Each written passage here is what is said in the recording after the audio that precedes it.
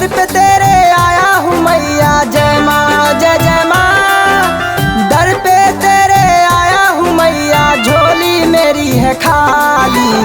भर दे शेरा वाली माँ, भर दे जोता वाली।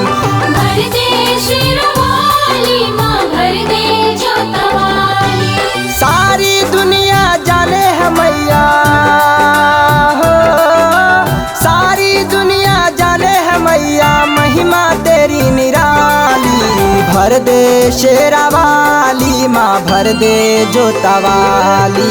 भर दे शेरा वाली माँ, भर दे झोली खाली। हो आ हो आ। बोला बोला काली माई की।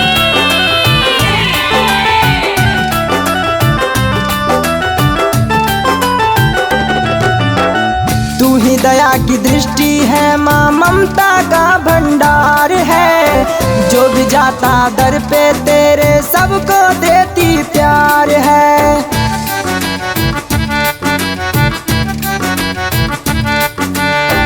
तू ही दया की दृष्टि है माँ, ममता का भंडार है। जो भी जाता दर पे तेरे, सबको देती प्यार है। तू ही मैया दुर्गा है माँ हो, तू ही मैया दुर्गा है माँ, तू ही मैया काली। भर दे शेरा वाली माँ, भर दे जोता वाली। भर दे शेरा वाली माँ, भर दे झोली खाली। बोला बोला भगवती मैया की।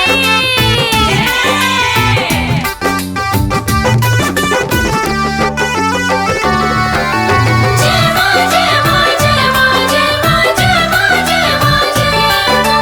जय माँ जय माँ जय माँ जय माँ जय माँ जय माँ जय माँ। तन मन धन से जो भी मैया दर पे तेरे आता है, कृपा तेरी होती है मैया, बिगड़ी सब बन जाता है।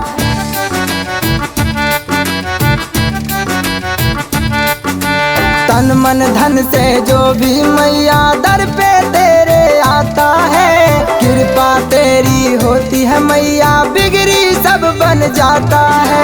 आस पूरी आकाश को मैया हो, आस पूरी आकाश को मैया, दुख सब हरने वाली।